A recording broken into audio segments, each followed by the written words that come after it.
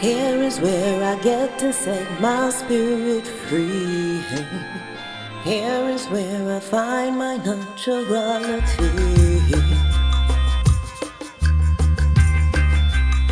Where are we going?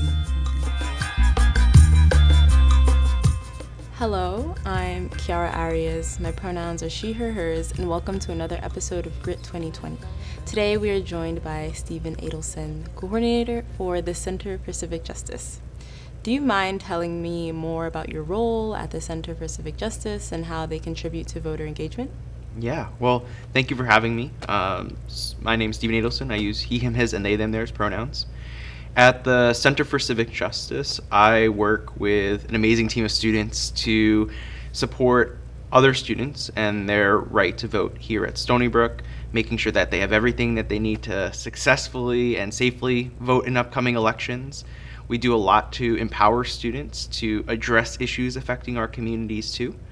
And most recently, we've also adopted the food pantry. And so we've been operating the food pantry this semester to support students who identify as food insecure. All right, well, that's great.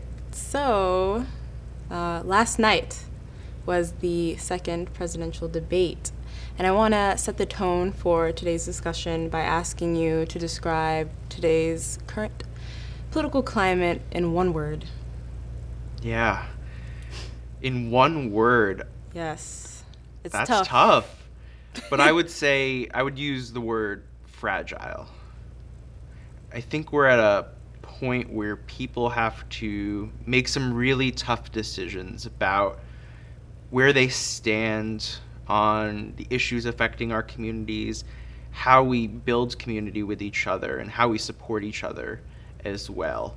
I think as a community and as people, our nation has become very divided. Mm-hmm. And this election and this year is an opportunity for us to make hard decisions about where we are going moving forward. So that's how I would describe it. I think we're at a very fragile point in our nation's history. Yeah, I would agree. I think you summed it up perfectly, fragile.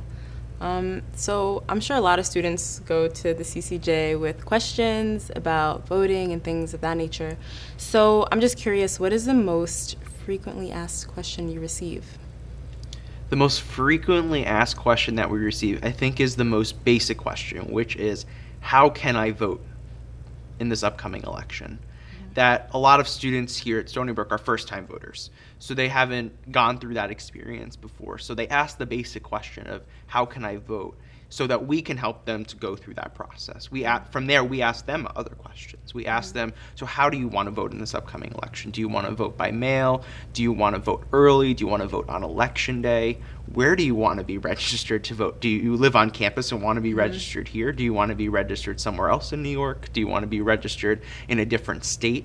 So there's so many other questions that we then have to ask, because every student's voting experience is going to be very different. So by asking that very basic question, by taking that first step at least, you can kind of put yourself in a position to get everything that you need in order to be able to actually make your voice heard and cast your ballot. Okay, interesting. Turnout for college voters rose from 19% in 2014 to 40% in 2018 during the midterm elections. This is particularly interesting because young people don't vote in the same numbers as older voters. So what do you think caused this drastic increase? Yeah. What's really cool before I answer that question is we saw that in the midterms, young people's voter turnout doubled, right? We went from 19 to 40%. What I think is really cool is that at Stony Brook, we tripled turnout from 2014 to 2018. So we're above the curve.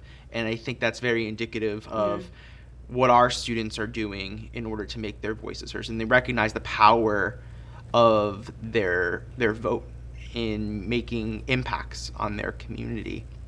I think that young people are not as apathetic as they used to be to engaging in elections. They realize the importance and the significance of elections. The challenge that we're facing and that we're working with students through at the center is to reduce the barriers and challenges that come with actually voting.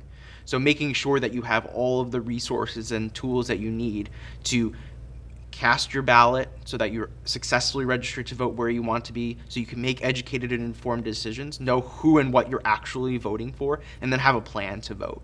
So our focus and why we feel like we're making these strides is not only are we reducing the number of students who don't understand the power of their vote, but we're equipping them and empowering them with what they need to actually take that important step. Mm-hmm.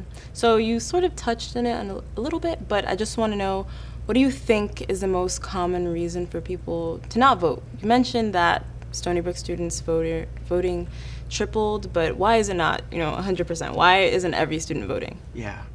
When I speak with students, it's very often that it's not about their unwillingness or their disinterest in voting, that it's very uncommon for me to hear that from somebody. What I'm finding nowadays is that it's very complicated to vote as a college student. That we've known that for a while, and that's why the center has come about recently and why we do the work that we do. But more and more, we're finding that students are finding it hard to navigate their own voting experience. And that's why we do what we do, to make sure that every step of the way, we're giving them everything that they need. We start with registering to them to vote and helping them to make an educated and informed decision about where they want to be registered. And then following that, we give them everything that they need. So come election day or any election that they're going to engage in, that they're ready to go. All right, well, I have another follow-up question for you. So personally, I know a lot of people who may not be inclined to vote because they think that their vote just doesn't matter. So what advice do you have for those individuals? When I hear that, I get sad. I get sad because it's simply not true. The fact of the matter is, you look at our nation's history, maybe not at the level of the President of the United States, but you have to look at local and state government to realize the impact of every single vote. That even just a couple of years ago, there was a state race in another state that was decided by just a couple of votes. And a couple of days later, 3 of those votes got thrown away. And that changed the outcome of the race and changed the outcome of the legislature's makeup in that state. It changed from Democrat to Republican just by 3 votes. And that has shifted that particular state's course of action for the past couple of years. And so for me, that's incredibly telling. And those are the types of stories that we want to educate our students about, who might be on the fence about not recognizing the power of their voice. Because when we can show them examples of what happens when you don't vote, hopefully that helps you to realize the power of that. There's also other examples where elections are determined by a coin toss, a 50-50 chance that if it's a tie, who knows who's actually going to win. Or you're pulling straws or rolling a die and things like that. So all of those sorts of things together, hopefully we can work with our students who are kind of on the fence to realize, yes, my single vote in one way, shape, or form could really make a difference. Yeah, I agree. I think education is always the answer to all of these sorts of questions, just like knowing like what you're capable of doing as a voter. Absolutely. So important. But final question. So for those who may not follow politics as much, what do you think makes this election different than any other election we've had in recent history? That's a really tough question and complicated question, I think, in that the first layer I look at is we're trying to vote during a pandemic. We have people in our lives and not in our lives who are dying, and we're trying to make our voices heard while navigating environments that we're not used to. And that's making it really hard for people to make their voices heard. And we're doing everything that we can here at Stony Brook to make it easier for students, and I'm glad we're in a position to be able to do that. Not everyone has that privilege, but thankfully we can do that here. I think there's so many other dimensions, though, that we have to think about. That for as long as our nation has existed, institutionalized racism has prevailed. and social movements, the Black Lives Matter movement has strengthened in our country. And this year you see it day after day with the murder of George Floyd, Breonna Taylor, and it's mobilizing more and more people. And there's a lot of hope that movements like this are reaching a tipping point where we're not going to let it die out. Mm-hmm. We're not going to let it stop. And we're going to use our vote as a way in which to ensure that we can rebuild our society in a way in which we need it to be, and to protect everyone, to make sure everyone has access and is safe.